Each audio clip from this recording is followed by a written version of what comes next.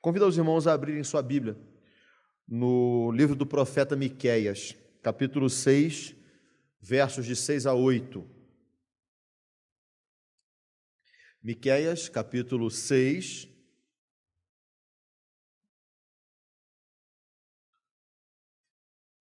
dos versos 6 a 8.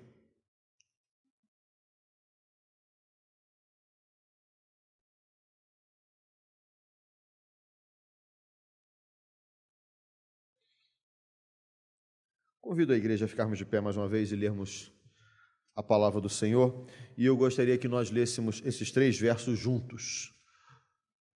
Miqueias, capítulo 6, versos de 6 a 8. Leiamos. Com quem me apresentarei ao Senhor e me inclinarei ante o Deus excelso? Virei perante ele com holocaustos, com bezerros de 1 ano? Agradar-se-á o Senhor de milhares de carneiros, de 10.000 ribeiros de azeite? Darei o meu primogênito pela minha transgressão, o fruto do meu corpo pelo pecado da minha alma? Ele te declarou ao homem o que é bom e o que é que o Senhor pede de ti, que pratiques a justiça, ames a misericórdia e andes humildemente com teu Deus. Ó Pai, muito obrigado, porque nós podemos abrir a Tua palavra com liberdade e que nessa noite nós possamos ser edificados através dela para a glória do Teu nome. Em nome de Jesus. Amém. A igreja pode se assentar.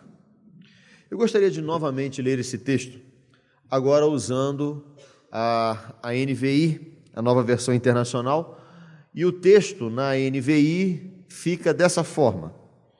Como eu poderia comparecer diante do Senhor e curvar-me perante o Deus exaltado? Deveria oferecer holocaustos de bezerros de 1 ano? Ficaria o Senhor satisfeito com milhares de carneiros, com 10.000 ribeiros de azeite? Devo oferecer o meu filho mais velho por causa da minha transgressão, o fruto do meu corpo por causa do pecado que eu cometi?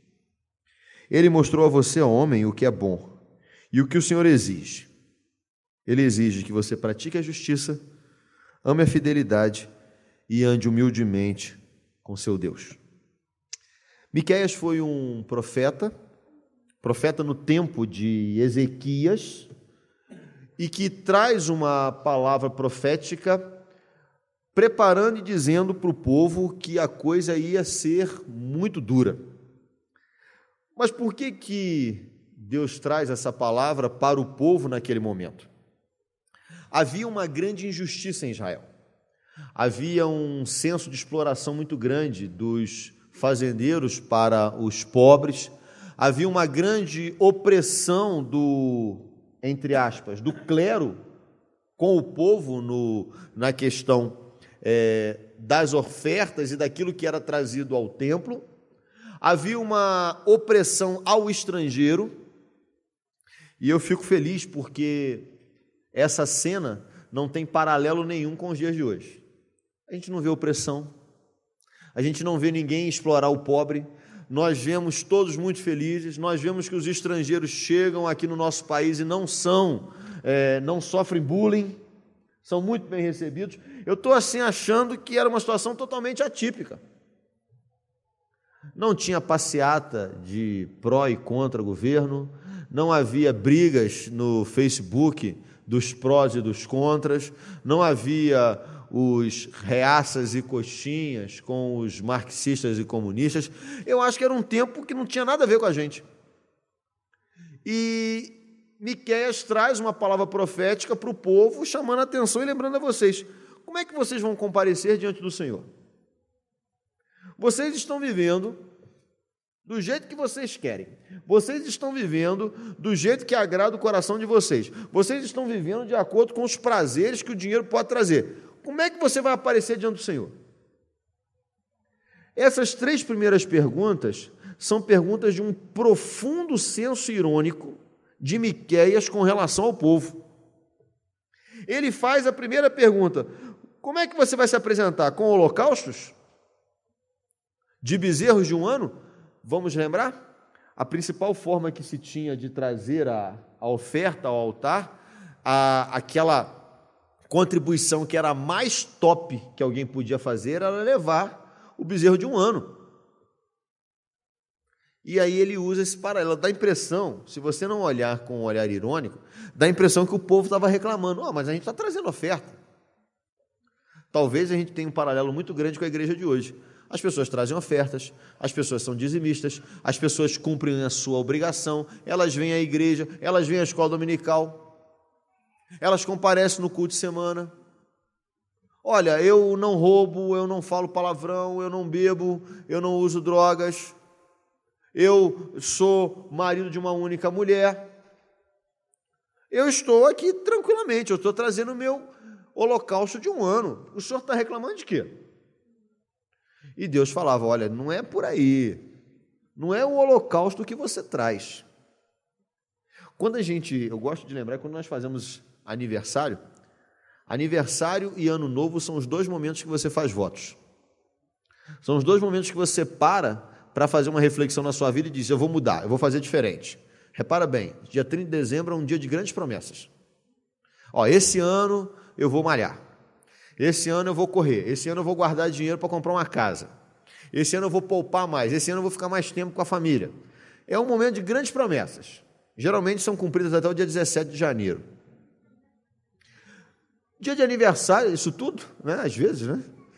Dia de aniversário é outra coisa. Olha, agora que eu cheguei aos 40, né, eu vou parar de comer gordura. Não, agora que eu estou com 16, eu vou ser mais responsável, vou obedecer meu pai. Agora que eu cheguei nessa idade, eu vou tomar juízo. Já repararam que são momentos de grandes reflexões?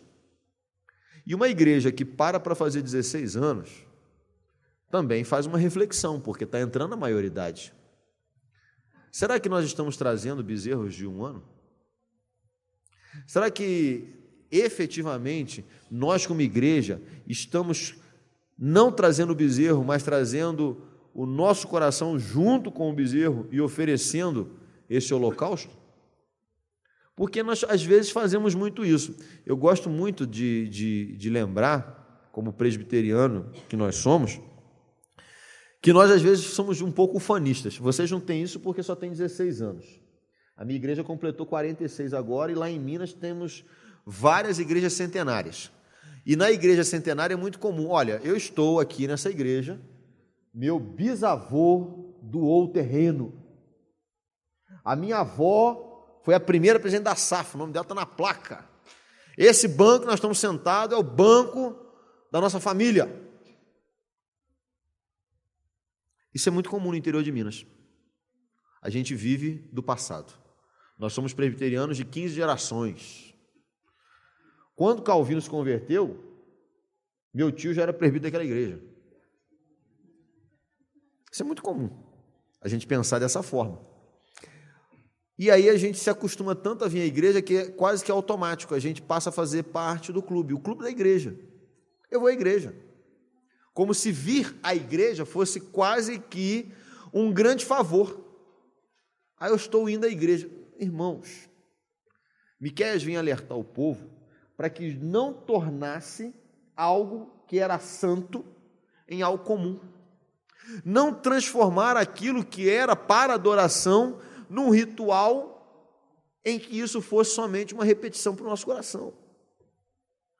Quando a gente é mais novo, é o momento de fazer reflexão para que a gente não fique depois velho, cheio de mania. Igrejas antigas, isso todos os cursos de revitalização de igreja têm falado sobre isso, não só os nossos que nós fazemos na nossa denominação, mas os de outras denominações, que as igrejas que vão envelhecendo vão ficando com mania. E os pastores que chegam para pastorear essa igreja depois de 50, 60, 70 anos, sofrem amargamente por causa da postura que a igreja vai assumindo ao longo dos anos. Então nós temos que parar agora, com 16 anos, e lembrar, Senhor, nós somos teus servos. Foi o Senhor que plantou a igreja do Riacho. Foi o Senhor que colocou essa igreja. Foi o Senhor que está sustentando essa igreja nesses últimos 16 anos. É o Senhor que vai sustentar essa igreja pelos próximos 16 anos. Nós queremos trazer verdadeiramente holocaustos de 1 ano para agradar ao teu coração. Mas só que o povo ficou mal acostumado em trazer os holocaustos de um ano. E agora o povo se torna irônico. Mas, dizendo, mas Senhor, o Senhor não vai ficar satisfeito com milhares de carneiros? O Senhor não vai ficar satisfeito com 10.000 ribeiros de azeite? O ribeiro é um córrego. Você imagina trazer um galão de azeite e colocá-lo como oferta. Não. Miqueias fala que o povo estava chegando a tal ponto que ele era debochado. Nós vamos trazer para o Senhor 10.000 ribeiros de azeite. O discurso e o não cumprimento, ele é perigosíssimo na vida da igreja. Ele é perigosíssimo porque ele traz para nós um comportamento não real. E uma faceta que a igreja tem que abandonar é a sua característica não real. Eu vou usar uma linguagem mais comum. É largarmos as nossas máscaras de lado. A gente veste a roupa de trabalho. Aí você tem o discurso do trabalho, a cara do trabalho.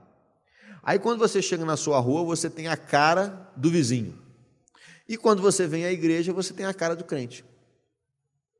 Nós temos que tomar muito cuidado, porque o momento que a gente vive, o tempo de ser igreja urbana, sem querer, nos leva a essa condição. Isso não é, em muitas pessoas, não é algo premeditado. Eu vou planejar viver assim, mas automaticamente nós vivemos assim. Se tiver algum irmão aqui que é da área da psicologia, há uma relação comportamental chamada análise transacional, onde a gente analisa como nós nos relacionamos através do discurso. Quer ver um exemplo? Lucas, você tem alguns amigos que você encontra de vez em quando e que sempre que você encontra eles é sempre o mesmo assunto ou o mesmo discurso. E se você ficar 2 anos sem vê-lo, em vez de você querer saber as novidades, a primeira coisa que você faz é voltar àquele assunto que você sempre conversa. A análise transacional chama a atenção de que nós não podemos repetir esse tipo de situação, e nós repetimos ela na igreja. Às vezes nós conhecemos alguns irmãos da igreja e você só fala aquele assunto com aquele irmão, com o irmão B você só fala aquela coisa, e com o irmão C você só fala aquilo. Nós estamos, sem querer, criando uma capa por causa do mundo que nós vivemos por ser assim. Então a igreja tem que romper com isso. A gente tem que parar e pensar, Senhor, nós não temos que te oferecer 10.000 ribeiros de azeite porque isso é real. Nós não temos que oferecer para ti milhares de carneiros porque isso é irreal, não é esse. Senhor, eu tenho que fazer uma coisa diferente, eu tenho que fazer o mais simples possível para agradar o teu coração. É aquilo que eu sou, é aquilo quem eu sou. O grande dilema é que muitas vezes a igreja não está preparada para receber como nós somos. Muitas vezes nós temos uma gigantesca dificuldade porque nós não estamos preparados. Primeiro, para ver o irmão como ele realmente é. E segundo, para se mostrar como você realmente é. E aí nós caminhamos para o terceiro nível da ironia e da hipocrisia. Devo oferecer o meu filho mais velho? Sabe quem fazia a oferta do filho mais velho? Os pagãos. Esse é o limite, é o limiar de quando a igreja descamba. É quando ela passa a ser uma igreja pagã. Mas será que é possível uma igreja se tornar pagã? É quando nós vivemos o tempo desse mundo, com a linguagem desse mundo, com o comportamento desse mundo, com as ações desse mundo, do jeito que o mundo vive. Mas nós não queremos confrontar ninguém, nós não queremos falar para ninguém, porque senão ele vai ficar chateado e vai embora da igreja. Então, por causa do tempo moderno, por causa do politicamente correto, nós deixamos de confrontar o pecado. E aí você passa a ter o culto pagão. Que dilema. Eu fico com pena dos pastores, porque é um dilema. Mas eu gostaria de desafiar os irmãos, não tenham medo. Não tenham medo de pregar Bíblia. Não tenham medo de falar a verdade, porque a única coisa que muda o coração do ser humano é o Evangelho. Não tem o que transformar, não tem como um coração ser transformado se não for pela palavra do Senhor. Não tem como um coração não ser transformado se não for através da palavra. E aí o que Miqueias fala? Você realmente quer servir ao Senhor? Você realmente quer entender o que Deus quer de você? Então ele vem e dá para você 3 lições. A primeira ele fala: o que Deus quer de você, homem? O que o Senhor exige de você é, primeiro, que você pratique a justiça. Num tempo de grande injustiça que nós estamos vivendo, ser justo. Ser justo com o irmão da igreja, ser justo com os companheiros de trabalho, ser justos com a família. O senso de justiça hoje está deturpado. O senso de ser justo hoje é um conceito que está norteado pelo ambiente. A gente viu essa semana, não tem nada a ver com o partido A, com o partido B ou com o partido C. O fato de eu viajar muito pelo Brasil, eu vejo repetir isso com todo mundo. Em todos os lugares realmente sempre a mesma coisa. É a justiça para os amigos e para os inimigos a lei. É a justiça para agradar alguns em detrimento da maioria.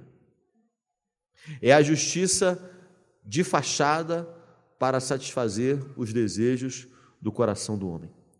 E Deus não quer esse tipo de justiça, Ele quer a justiça igual a dele, Ele quer a justiça da verdade, a justiça transformadora, a justiça que é sempre a mesma, onde quer que Ele esteja. Há uma característica que a gente vê no ensino da escola dominical, é que a igreja precisava estudar mais os atributos de Deus. Porque a gente fala demais e escutamos demais as pessoas de fora falando do amor, mas esquecem do Deus justo. Esquece do Deus da justiça. Se você quer entender um pouquinho o conceito de Deus de justiça, veja alguns vídeos na internet do Paul Washer. Aí você vai ver, ele fala às vezes até demais. Às vezes eu fico preocupado que às vezes ele vai para o outro extremo. Aí só fala da justiça e esquece de lembrar um pouquinho do amor. Mas nós temos um Deus justo. E Ele quer que você se torne uma pessoa cada dia mais justa. Pense naquilo que você fala, pense naquilo que você pensa. Reflita sobre como você tem se comportado. Deus quer de você justiça. Ele quer que você ame a fidelidade. Ele quer que você se torne alguém fiel. Ele quer que você se torne alguém que a sua palavra seja de absoluta confiança. Há um tempo atrás, falando sobre essa frase, fidelidade, para um grupo de jovens, eu lembrei do exemplo do colega que vai jogar bola. E você convida o colega para jogar bola, e ele fala assim: não, eu vou lá, estou com vocês. E falta. Aí você convida ele uma segunda vez e ele falta. Aí na terceira você convida assim, meio sem muita vontade. Aí ele vai. Aí a gente empolga, na semana seguinte chama ele de novo, todo empolgado, e ele falta. Daqui a pouco você já não chama mais, porque você já sabe que ele não tem o quê? Palavra. Deus está chamando a atenção para nós, através de Miqueias, para que nós possamos ser fiéis. Para que nós amemos a fidelidade. Para que nós amemos a termos uma única palavra. A que nós nos empenhemos em sermos uma pessoa única. Ame a fidelidade. Se torne alguém fiel. Irmãos, eu falo para vocês que esse pequeno exemplo, ele é profundamente transformador em relação às pessoas que vivem com a gente. Se você tomar um zelo enorme nessa semana que se inicia, se você prestar muita atenção e procurar ter um zelo grande com a fidelidade durante essa semana, você vai observar como é que as pessoas vão olhar para você de uma forma muito diferente. No trabalho, na família, em casa, com os amigos, na vizinhança. Filhos, quando os pais mandarem você arrumar a casa ou dobrar a sua roupa de cama, não pensa 2 vezes, não. Vai lá e dobra, não fica aquela coisa, já vou. Maridos, quando a esposa pedir uma ajuda para lavar uma louça, não fala assim: já estou indo. Só está no primeiro minuto do jogo, falta só mais 49, faltam mais os primeiro tempo e o segundo. Assim que acabar o segundo tempo eu vou. Aí acaba o segundo tempo, não, agora vai começar o vôlei. Não, agora eu tenho que tomar banho, fazer a barba, porque tem que ir para a igreja. Faça pequenas coisas com grande fidelidade. Não conseguiremos fazer as grandes se não formos fiéis nas pequenas. Ame a fidelidade. E em terceiro, Miqueias chama a atenção e nos lembra: ande humildemente com seu Deus. Ande humildemente com seu Deus. Lembre-se, nós não somos nada. Nós não temos nada. Nós não somos merecedores de nada. Deus não tem nenhuma obrigação para conosco. Nós somos a criação. Ele é o Criador. Paulo usa um paralelo muito bonito quando ele usa a expressão: como é que você, que é barro, pode dizer para o olheiro, por que você me fizeste desse jeito? Quem somos nós para podermos inquirir Deus para que Ele possa fazer de acordo com as nossas vontades? Se você parar e prestar atenção, essa característica ela é uma característica muito forte na teologia da prosperidade, onde nós determinamos e damos muitas ordens para Deus. Você já parou para perceber que isso não é uma característica da teologia da prosperidade, e sim uma reflexão pagã da cultura? Preste atenção em crianças e adolescentes. O pai tem que dar. Não, você tem que comprar para mim. Tem que me dar a roupa que eu quero. Você me pôs no mundo. Você tem obrigação comigo. Já repararam discursos assim?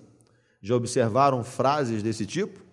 Já notaram questões como essa? Eu trabalho com escola, eu vejo adolescente falar isso o tempo inteiro. Ontem mesmo, uma jovem virou e falou assim: não, meu pai tem obrigação comigo. E eu perguntei a ela assim: e qual é a sua obrigação com seu pai? Não, meu pai é que tem comigo, eu só tenho que administrar até o dia que eu vou ter meus filhos. Aí eles vão ter obrigação com ele. Eu falei assim: você está roubada. Eles vão comer teu fígado com angu e não vai sobrar mais nada. Isso é o tempo moderno. Então a igreja, não é que a igreja está vivendo por causa da falsa teologia, a igreja está vivendo a cultura do seu tempo aqui dentro. E aí o que nós temos que fazer? Andar na contramão. Ande humildemente com teu Deus. Senhor, obrigado pelo meu emprego. Senhor, obrigado pelo meu carro. Senhor, obrigado pela minha casa. Senhor, obrigado pela minha televisão. E não seja irônico. Senhor, obrigado pela minha televisão de 40, mas se fosse a de 52 seria tão bom. Deus, muito obrigado pelo meu Gol, mas se o Senhor me desse um Audi ia ser tão legal. Não seja irônico com Deus. Ele conhece o teu coração. Senhor, obrigado por esse carro, porque eu devia andar a pé. Mas o Senhor teve tanta misericórdia que me deu um carro. Senhor, não era para me estar andando com esse terno, mas o Senhor foi tão misericordioso que me deu essa roupa. Era para me estar com um trapo. Já estava bom demais. E nós, às vezes, temos que entender que tudo o que nós temos não é nosso e pertence ao Senhor. Por isso que a gente tem que andar em humildade. O teu emprego não foi você que conquistou, meu amigo. Preste atenção. Se Deus não tivesse aberto as portas e dotado você com a inteligência que Ele dá, você não estaria trabalhando onde você trabalha. Ah, você acha que foi você que conseguiu comprar o carro e comprar a casa? Saiba disso, que se o Senhor não tivesse aberto as janelas do céu, não teria feito medida sobre a tua vida. Irmãos, nós temos que ter um profundo senso de gratidão. Senhor, muito obrigado. Quando a gente olha a nossa igreja, muito obrigado. Falei isso com o Lucas hoje, que coisa fantástica. Locais agradáveis para sentar, uma rua bem localizada, estacionamento, espaço físico, instrumentos musicais, pessoas boas tocando, pastores, presbíteros na igreja. Irmãos, quantas bênçãos, quantas coisas boas o Senhor tem concedido a essa igreja nesses 16 anos. Quantas histórias nós podemos contar de lutas e o Senhor desata o nó e dá a vitória para nós. Andes humildemente com o seu Deus, porque Ele tem te dado, Ele tem cuidado de você. Ele tem zelado pela tua vida, Ele tem zelado pela tua família. Repare, por exemplo, em tempos tão difíceis, mesmo quando teus filhos ficam doentes, daqui a pouco ele fica bom. Quando eles saem de casa, você vê que eles vão para a escola e voltam da escola e o Senhor guarda o trajeto deles. Nós saímos para trabalhar, voltamos para o trabalho e o Senhor guarda o nosso caminho e nada acontece. A nossa casa às vezes fica vazia, o bairro pode ser um pouco perigoso e quando a gente chega lá está tudo bem. E ainda que venha alguém e leve tudo, o Senhor vem e restitui tudo para nós. Que experiência! Quantas experiências nós podemos citar? Ontem, quinta-feira, conversando com um irmão lá de São Paulo, nós estávamos relembrando 4 4, 5 anos atrás, teve uma grande chuva no Rio de Janeiro. E nós temos uma igreja presbiteriana bem ali no pé da Serra de Petrópolis. E choveu tanto naquela região que os rios alagaram e encheu a igreja. E a igreja, ela não é no nível da rua, ela desce um pouquinho. Então você imagina o estrago que aconteceu. Um ano depois, todos os bancos da igreja, tudo novinho. Todos os instrumentos, todos novos. Até ar-condicionado Deus deu, não tinha. O pastor perdeu tudo. Pense em todos os móveis da casa. Televisão, geladeira, cama, roupa de cama, roupas de uso pessoal, perderam tudo, porque a água chegou na altura da porta. Ele tem uma outra casa, toda mobiliada, todos os móveis, roupa de novo, o Senhor restituiu. Mesmo não sendo merecedores, Deus cuida de nós, porque nós somos todos pecadores. Então, como é que eu não vou andar com humildade diante do Senhor? Deus, muito obrigado. Todo dia, todos os dias, essas 3 verdades têm que ser lembradas por nós. Que pratiques a justiça, que ame a fidelidade e ande humildemente com seu Deus. Ou como diz na versão da Revista Atualizada, pratiques a justiça, ames a misericórdia e andes humildemente com teu Deus. É uma palavra para refletirmos nesse aniversário. É uma palavra para lembrarmos essas 3 verdades. É isso que o Senhor quer da igreja do Riacho Fundo 1. Eu quero vocês praticando justiça. Eu quero vocês amando a fidelidade. Eu quero vocês andando humildemente diante de mim. Porque eu vou provar vocês e vocês vão ver quantas bênçãos eu vou derramar. Não faremos por causa das bênçãos, faremos por causa da obediência. Faremos porque é isso que o Senhor quer de nós. E eu falo para vocês, serão muitos frutos para serem colhidos, para a glória do nome do Senhor. E que essa igreja possa ser um farol de reflexão nesse bairro, nessa cidade, e que o nome de Deus possa ser glorificado através da vida de vocês. Amém.